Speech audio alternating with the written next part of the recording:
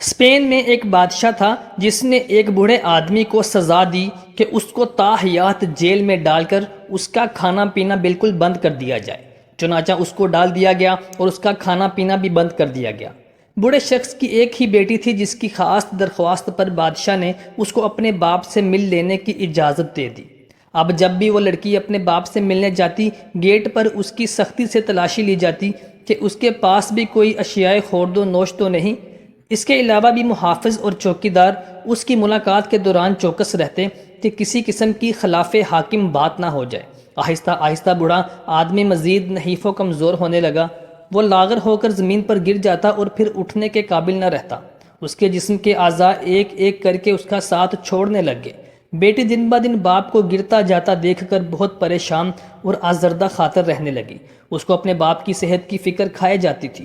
وہ اس لیے کہ اس کے لیے کچھ کرنا چاہتی تھی، مگر اتنی بے بس تھی کہ کچھ بھی نہ کر سکتی تھی۔ جب بھی لاغر و نحیف باپ زمین پر گھسٹتا ہوا اس کے قریب آتا، وہ آہیں بھرتی اور رونے لگ جاتی۔ ایک دن لڑکی معمول کے مطابق تیار ہوئی اور اپنی شیر خوار بچی کو گود میں لے کر گھر سے نکلی۔ سارے راستے باپ کی موت کے خوف نے اس کو گھیرے رکھا۔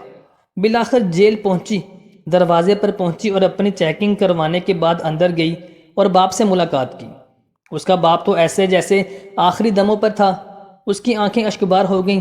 کچھ بھی سوچے بغیر اس نے اپنی چھاتی کو باپ کے منہ سے لگا دیا۔ حرام سوچا نہ حلال، گناہ سمجھا نہ نیکی، دن دیکھا نہ رات، سب باتوں سے بے نیاز، بے فکر اور بے خوف و خطر ہو کر اس نے یہ انوکھا کام کر ڈالا۔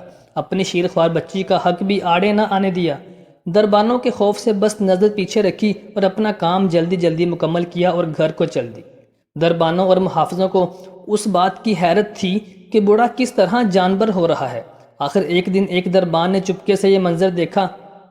بس پھر کیا تھا، یہ بات بادشاہ سمیت پورے شہر میں جنگل کی آگ کی طرح پھیل گئی۔ شہر کے علماء نے لڑکی پر بد کرداری کے فتوے لگا دیے اور عوام نے بھی بہت تھو تھو کی اس لڑکی پر۔ شرفاء کے مطابق وہ ایک فاحشہ عورت تھی۔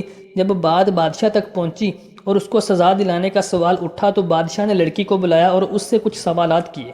لڑکی نے کہا کہ میں اپنے باپ کو یوں سسکتا بلکتا مرتے نہیں دیکھ سکتی تھی، چنانچہ میں نے اس فعل کا ارتکاب کیا۔ اب بادشاہ اسے جو سزا دے سکتا ہے وہ قبول کرے گی، مگر اپنے باپ کو یوں مرنا دیکھنا اس کو گوارا نہیں۔ بادشاہ اس لڑکی کی اپنے باپ سے بے پناہ محبت کو دیکھ کر بہت متاثر ہوا اور اس کو انعام و کرام دے کر اس کے باپ کو بھی آزاد کر دیا۔ لڑکی کا گناہ جو انسانوں کی نظر میں ایک بہت بڑا گناہ تھا، خدا کے ہاں قبولیت کے درجے پر پہنچ کر عبادت کے ثواب کے برابر رتبہ اختیار کر گیا۔